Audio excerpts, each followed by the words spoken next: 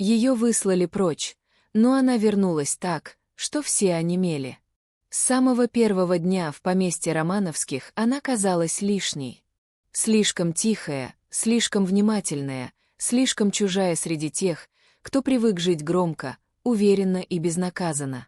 Алина поняла это в тот момент, когда впервые переступила порог, но поздно.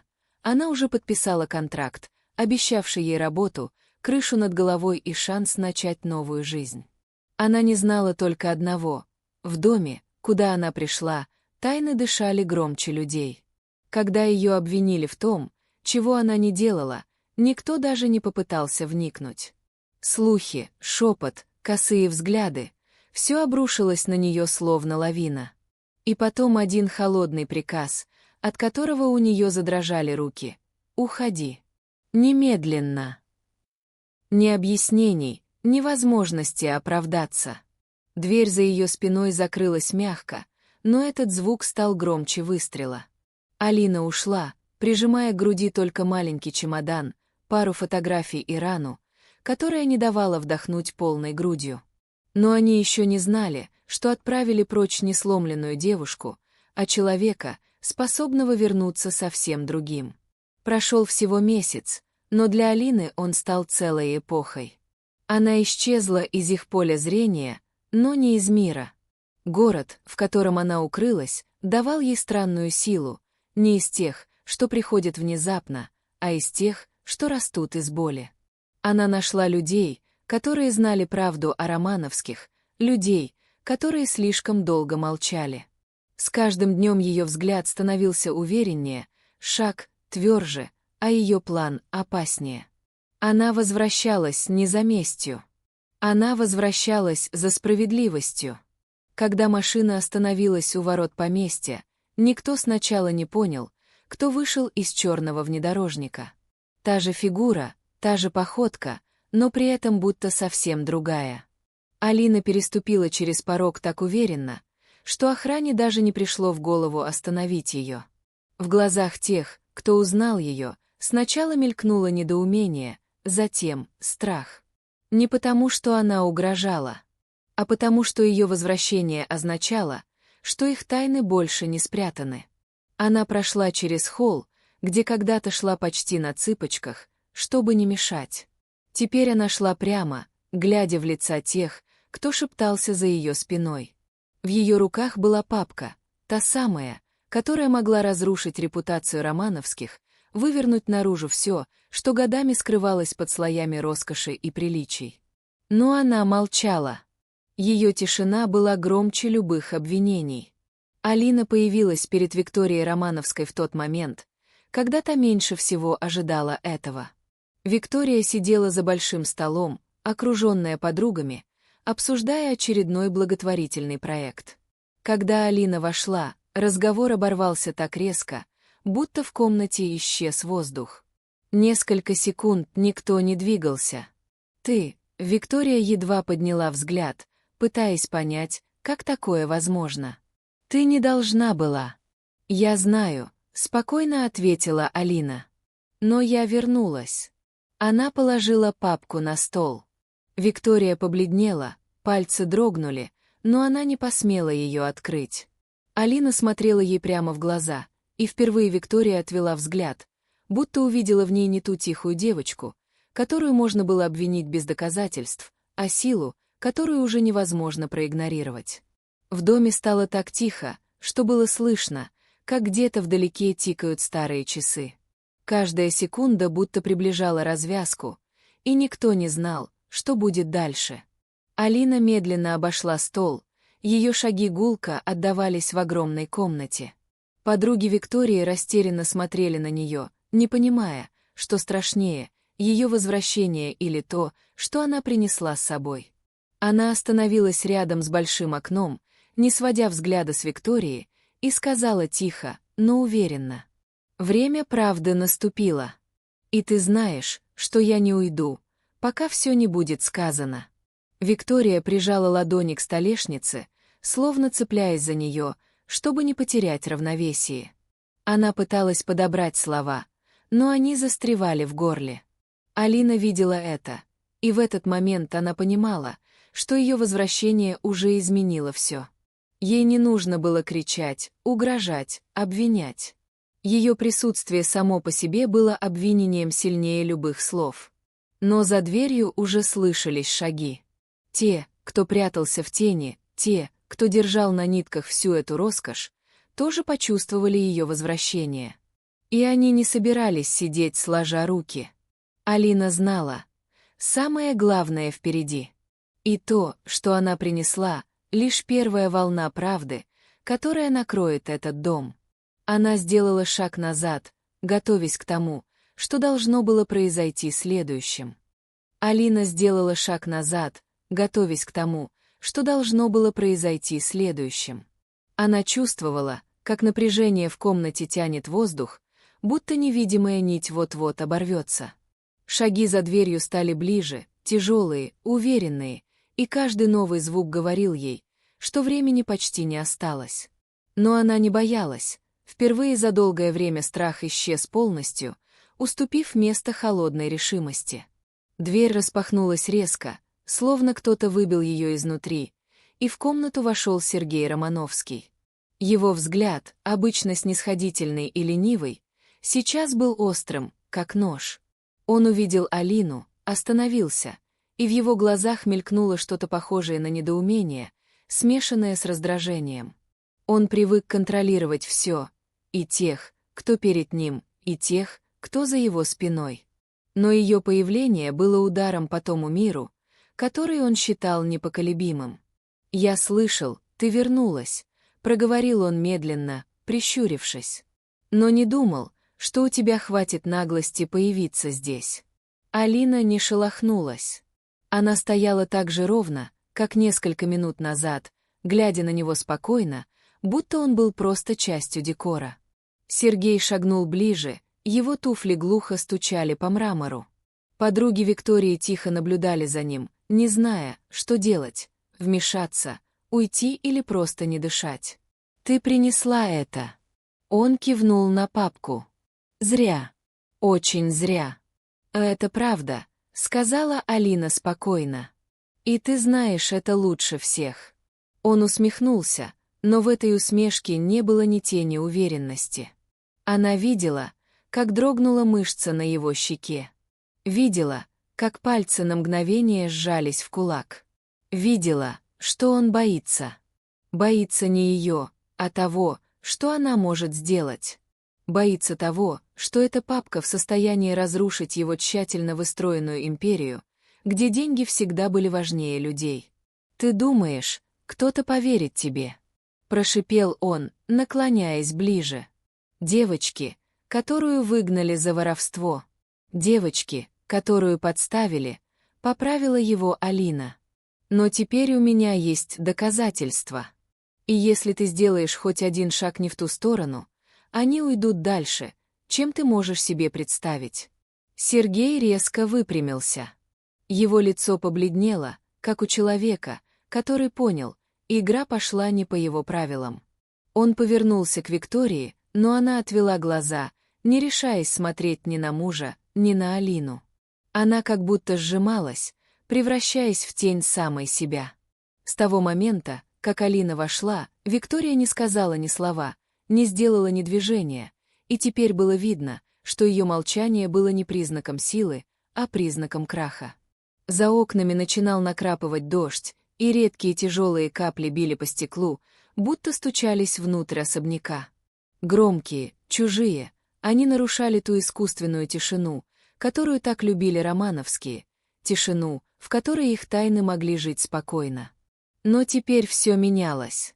Ветер усиливался, и шторы едва заметно дрожали, словно сам дом пытался предупредить о надвигающемся шторме. Сергей сделал шаг к столу и медленно открыл папку. Его глаза бегали по строчкам, он листал страницу за страницей все быстрее, пока, наконец, не захлопнул ее резко, будто она могла укусить. Он бросил ее обратно на стол, как взрывчатку. «Это фальшивка», — сказал он, но голос его дрогнул. «Ты это всерьез?» Тихо усмехнулась Алина. «Ты думаешь, я бы пришла сюда без оригиналов? Они не здесь». То, что лежит на столе, лишь копия. Достаточно, чтобы понять, что у меня есть все.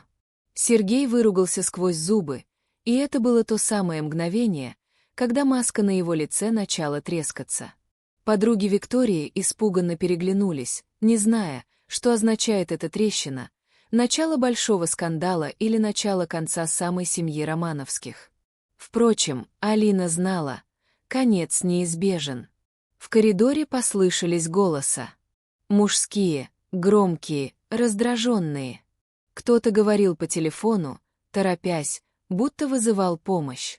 Кто-то шипел на слуг, требуя немедленно закрыть все выходы. Внутри дома начинал нарастать хаос. Это было предсказуемо. Те, кто годами жил во лжи, всегда паниковали, когда правда приближалась слишком близко. Алина сделала еще один шаг назад, будто позволяя всем вокруг увидеть. Она не угрожает, не нападает, не скрывается. Она просто стоит. И эта простая, почти спокойная поза выводила Сергея из себя сильнее любого крика. «Ты думаешь, что победила?» — спросил он, с трудом удерживая голос от срыва. «Ты не представляешь, с кем связалась». «Я знаю достаточно», — ответила Алина. «И знаю, что вы всего лишь люди.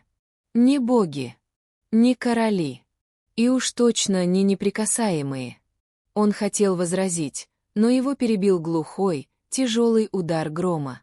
Свет в комнате мигнул, и на секунду все лица стали бледными, как маски. В этот момент что-то во взгляде Виктории изменилось, будто вспышка молнии высветила правду, от которой она слишком долго отворачивалась.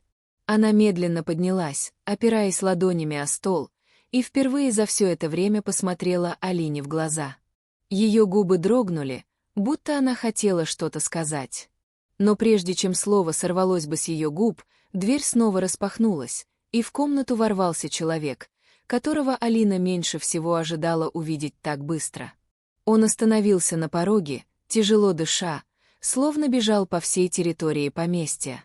И когда его взгляд встретился с ее, в комнате стало еще тише, чем раньше. Потому что он был тем, кто знал правду лучше всех. Тем, кто однажды промолчал. И тем, кому теперь было уже не убежать от последствий. Алина смотрела на него, молча, не делая ни шуга. Она знала, его появление изменит все. И то, что происходит сейчас, лишь пролог к куда большему столкновению, которое уже надвигалось, как гроза за окнами. Он стоял в дверях, мокрый от дождя, будто сама буря вытолкнула его обратно в дом, заставив сделать то, чего он боялся больше всего. Его звали Илья. Тот самый человек, который в тот день, когда Алину выслали, стоял в тени коридора, видел все, но не сказал ни слова. Тогда он сделал выбор в пользу тишины, трусливой, удобной, защищающей его собственную шкуру.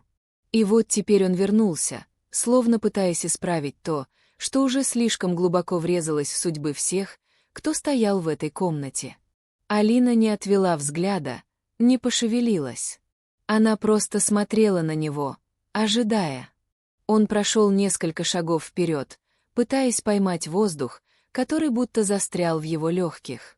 В комнате все замерло. Виктория, ее подруги, испуганные, но не уйти. Сергей, который пытался удержать лицо, но челюсть его была сжата так сильно, что на висках проступили жилы.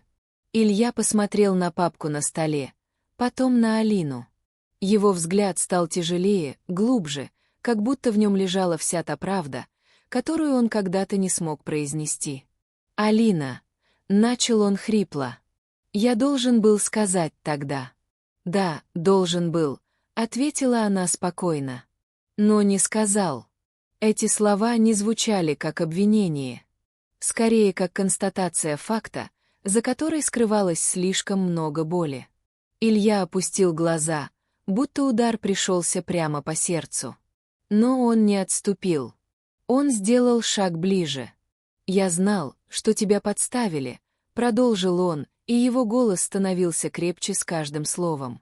«Видел, как они подбросили вещь в твою комнату. Я видел все. И я промолчал. Потому что боялся. Потому что думал, что это не моя война. Я был слаб. Виктория побледнела, услышав признание. Ее губы дрожали, но она все еще молчала, будто сама не знала, что страшнее — услышать правду или признать, что она всегда чувствовала ее, но предпочитала не замечать. Сергей шагнул вперед, уже не скрывая злости. «Ты сошел с ума, Илья. Думаешь, кто-то поверит словам охранника, который даже контракт нормально прочитать не способен?» «Это не важно», — перебил его Илья неожиданно твердо. «Потому что у Алины есть доказательства. И потому что я готов подписать признание. Под присягой. В суде». Эти слова упали в тишину, как удар молота. Сергей на мгновение замер, но потом выпрямился, пытаясь вернуть себе уверенность. Но она уже утекала из него, как вода из разбитого сосуда. Алина посмотрела на Илью немного иначе, чем раньше. В ее взгляде появился легкий оттенок признания. Не прощения, оно еще слишком далеко. Но признание факта, что он пришел не от имени Романовских. Он пришел от имени самого себя. «Почему сейчас?» — спросила она тихо. Илья сглотнул, потер мокрый лоб. Потому что понял, он сделал шаг к столу. Они не остановятся. Никогда. Если ты уйдешь, они уничтожат тебя. Если останешься, попробуют сломать еще раз. Я видел, что они задумали сегодня. И понял, что дальше молчать нельзя. Сергей резко повернулся к нему. «Осторожнее», — процедил он. «Ты не понимаешь, что делаешь». «Понимаю», — оборвал его Илья. «И именно поэтому я здесь». В этот момент в доме что-то громко стукнуло, будто от ветра захлопнулась одна из дальних дверей. Все вздрогнули. Даже воздух стал плотнее, тяжелее. Дождь усилился, гром ухал все ближе, и казалось, что буря не снаружи. Она внутри, в каждом из них. Алина медленно подняла папку, словно собираясь покинуть комнату. Но не ушла. Ее взгляд переместился на Викторию. Та стояла бледная, как фарфоровая кукла, но в ее глазах появилось что-то новое, не страх, не растерянность, а понимание. Она вдруг будто увидела всю картину целиком. Ложь, которой их окружал Сергей, угрозы, которыми он держал людей, грязные тайны, которые прятались за стенами этого дома. «Виктория», — сказала Алина тихо, — «это твой шанс. Последний. Либо ты признаешь правду, либо упадешь вместе с ним». Эти слова пробили стену молчания, в которой Виктория сидела все эти годы.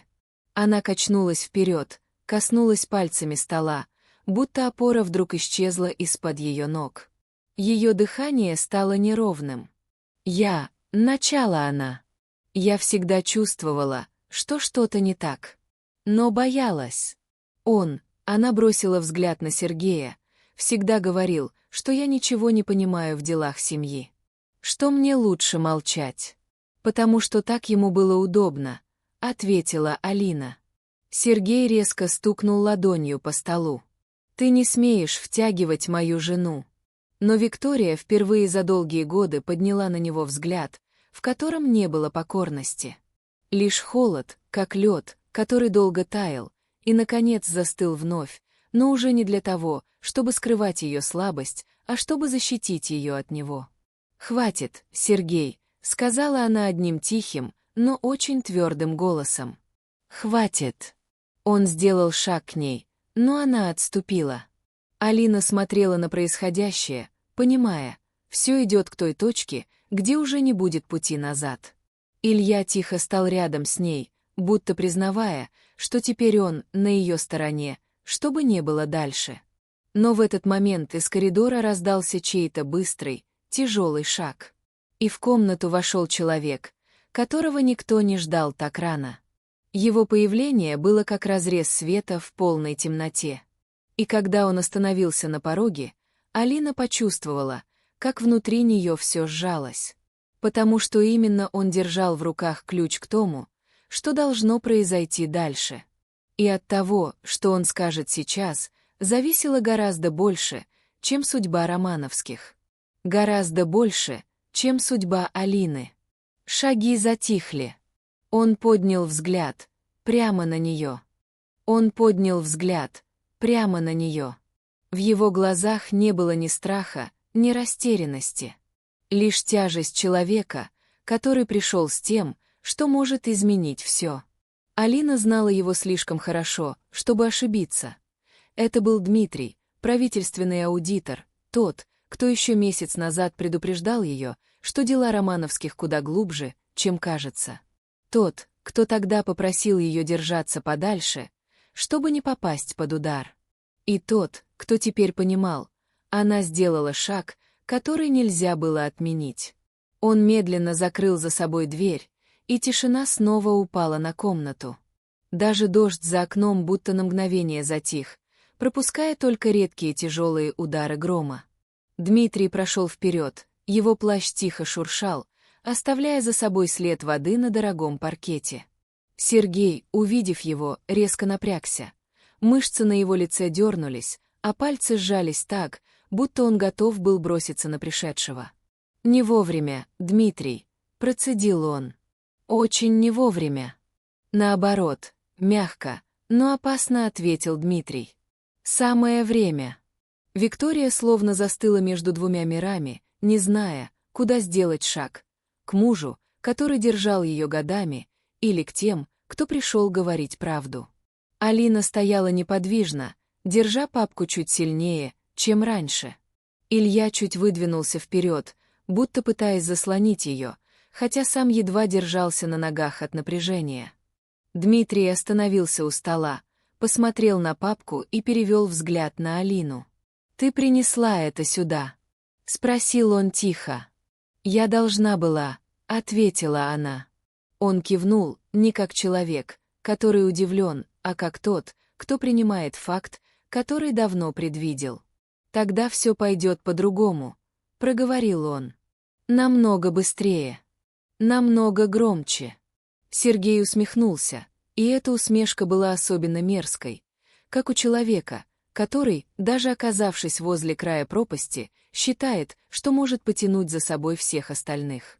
«Ты, кажется, забываешь, кто здесь хозяин», — бросил он Дмитрию. «А этот дом — моя территория. Мои правила. Мои люди». «Ошибаешься», — сказал Дмитрий резко. «С сегодняшнего дня нет». Он вынул из внутреннего кармана конверт. На нем стояла печать, та, которую Сергей боялся сильнее любых доказательств. Печать ведомства, которая прежде обходила дом Романовских стороной, делая вид, что не видит, что под его стенами скрывают люди с властью и длинными связями. Но сегодня все изменилось. Сергей побледнел. Он хотел сказать что-то, но слова застряли где-то глубоко в горле. «Приказ о временной блокировке всей финансовой деятельности», — спокойно произнес Дмитрий, вытаскивая документ. «До выяснения обстоятельств. Все счета заморожены. Все контракты приостановлены. Никто из ваших людей не может покинуть территорию, пока не будут проведены допросы». В комнате стало так тихо, будто кто-то высосал воздух. Подруги Виктории ахнули, прижимая руки к губам. Виктория закрыла глаза на секунду, и когда открыла их, взгляд ее был уже совсем другим. Она, наконец, видела происходящее ясно. Сергей бросился вперед, вырывая документ из рук Дмитрия, но тот увернулся. «Ты не имеешь права!» — закричал он. «Имею», — ответил Дмитрий. «Теперь имею». Илья резко встал между ними, не давая Сергею приблизиться. И хотя он был всего лишь охранником, в этот момент он выглядел куда выше и сильнее, чем его начальник. Сергей отшатнулся, будто вдруг увидел в нем человека, способного сопротивляться. Дмитрий снова посмотрел на Алину. «Ты готова?» — тихо спросил он. Она кивнула. Слов не требовалось. Она знала, все, что происходило до этого, было лишь прологом. Теперь начиналось настоящее. Но прежде чем Дмитрий успел сделать следующий шаг, Виктория подняла руку, словно прося остановиться. И впервые за все время она заговорила громко, уверенно. «Мне нужно сказать». Все повернулись к ней. Она стояла прямая, красивая и сломленная одновременно, но теперь в ее позе была сила, которой у нее не было никогда. «Алина сказала верно», — произнесла она. «Я знала. Не все. Но знала достаточно, чтобы понять. Сергей скрывает слишком многое. И слишком долго использует людей вокруг себя. В том числе меня». Сергей повернулся к ней медленно, как хищник, который внезапно понял, что добыча перестала бояться. «Виктория», — сказал он низким голосом, — «подумай, что ты делаешь». «Я думаю, впервые за много лет», — ответила она. Он сделал шаг к ней, но она не отступила. Она встретила его взгляд, прямой, прозрачный, болезненно честный. «Я тоже видела, что произошло с Алиной», — прошептала Виктория. «И знала, что это неправда. Но не сказала. Потому что ты убедил меня, что все под контролем. Что это к лучшему. Что так нужно семье.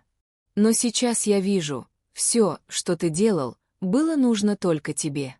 Эти слова разбили ту невидимую цепь, которая держала ее все годы брака. Она не кричала, не обвиняла, но именно поэтому ее голос звучал так страшно честно. Дмитрий подошел к ней, положил руку ей на плечо, жест поддержки, который она приняла, не отстранившись. Сергей сделал шаг назад. Потом еще один. Он был похож на зверя, загнанного в угол, который ищет путь для прыжка, но все пути уже перекрыты. Алина почувствовала, как в комнате меняется воздух, будто дом сам понимает, что тайны, которые в нем жили, начинают рушиться. Но она знала, дальше будет только сложнее. Потому что Сергей не из тех, кто сдается. И буря, что бушевала снаружи, была лишь слабым отражением той, что вот-вот обрушится внутри. Дмитрий стоял между ними, готовый вмешаться в любую секунду, но Алина подняла руку, давая понять. Последний шаг должна сделать она сама. Она чувствовала, как весь дом будто задержал дыхание. Стены, привыкшие скрывать чужие грехи, слушали. Дождь за окном стал настойчивее, грохот грома наполнил пространство так, будто сама погода решила стать свидетелем финала. Алина медленно приблизилась к Сергею. Он смотрел на нее, прищурившись, пытаясь угадать, что она собирается сделать. Но ни страх, ни ярость больше не отражались в его взгляде, только пустота, как у человека, который впервые столкнулся с тем, что не может контролировать. «Ты думал», — тихо сказала Алина, — «что этот дом поглотит всех, кто пойдет против тебя. Но оказалось, что он поглотил только тебя». Сергей хотел что-то сказать, но слова так и не появились. Он сжал кулаки, будто надеясь удержаться за то, что уже рушилось у него в руках. Алина продолжила. «Ты построил империю на лжи, страхе, унижении. Подмял под себя тех, кто должен был тебе доверять. И когда тебе стало недостаточно власти, ты начал ломать людей, которые просто оказались рядом. Меня, Илью, Викторию. Всех, кто жил в тени твоих решений». Ее голос звучал спокойно, но в каждом слове слышалась сила, которой она раньше не подозревала в себе. Это был голос человека, который прошел через все и теперь стоит выше того, кто пытался его сломать. «Но ты ошибся в одном», — сказала она. «Сломленные люди иногда собирают себя заново так, что становятся сильнее тех, кто их разрушал». Виктория вдохнула прерывисто. Илья сжал кулаки, с трудом удерживая эмоции. Дмитрий не отводил взгляд, будто фиксируя каждый фрагмент происходящего для того, что впереди. Сергей отвернулся, будто хотел уйти, Но Алина сделала шаг вперед, последний, окончательный. «Это конец», — сказала она тихо. «Но не мой. Твой». Он замер. Повернулся снова к ней.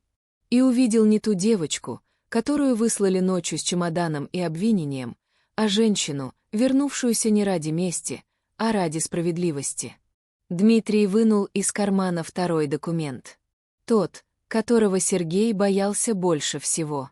«Здесь все, что мы собрали», — сказал он. «Финансовые махинации, подкуп чиновников, давление на сотрудников и доказательства подставы Алины. Дело будет передано в суд. Ты не сможешь это остановить». Сергей сделал вдох, первый за долгое время, глубокий и болезненный. Он хотел броситься вперед, вырвать бумаги, уничтожить их. Но понимал, бесполезно. Все уже вышло из-под контроля. Слишком много людей знали правду. И теперь правда была сильнее его власти. Алина протянула Виктории руку. Та долго смотрела на нее, и в ее глазах отражалась женщина, которую она однажды предала своим молчанием. Но сегодня она впервые выбрала правильную сторону. И медленно, очень медленно, вложила свою ладонь в ладонь Алины. «Прости», — прошептала Виктория. «За все годы. За тот день. За то, что не сказала ничего». Алина кивнула. Она не сказала, что прощает, потому что прощение не приходит мгновенно. Но теперь между ними не было ненависти. Только правда. А с нее можно начать все заново. Илья подошел ближе, его глаза блестели от дождя и того, что он держал внутри. Он выпрямился, встретив ее взгляд. «Я подпишу все, что нужно», — сказал он. «И больше не позволю никому молчать. Ни себе, ни им». Алина впервые за весь день позволила себе короткую, почти невидимую улыбку. Они стояли рядом, те, кто когда-то не нашел в себе силы помочь, но теперь сделал выбор вернуться и встать на ее сторону. Сергей стоял один. Он обвел взглядом комнату, огромную, украшенную, дорогую, но сейчас такую пустую. Он понял, что потерял не имущество, не власть. Он потерял людей. Тех, кого никогда не ценил. И это было его настоящим приговором. Дмитрий дал знак охране, которая стояла у дверей. Сергей попытался что-то крикнуть, оправдаться, но никто уже не слушал. Его голос был пустым и слабым, как эхо человека, которого давно больше нет. Когда его вывели из комнаты, гром снова ударил так, что окна дрогнули. И будто сам дом наконец вздохнул облегченно. Алина стояла у окна, глядя на мокрые дорожки, образовавшиеся от дождя. Страшная часть пути позади. Но впереди жизнь, которую ей нужно построить заново. Не в тени, не под чужими приказами, а так, как она сама захочет. Она чувствовала, как внутри нее зарождается что-то новое. Не месть, не боль, свобода. И впервые за долгое время она позволила себе вдохнуть полной грудью. Дмитрий подошел сзади, тихо, почти незаметно. «Ты справилась?» — сказал он. «Нет», — ответила Алина. «Мы справились». Он посмотрел на нее, и в этом взгляде было все — уважение, признание и что-то еще, что не требовало слов. Дождь за окном начал стихать. Облака расходились. Луч света пробился через темные тучи и мягко упал на ее лицо, будто мир сам хотел сказать: время тьмы прошло. Алина закрыла глаза на секунду. И когда открыла, впервые за долгое время улыбнулась по-настоящему. Ее выслали прочь. Но она вернулась так, что весь мир вокруг нее уже никогда не будет прежним.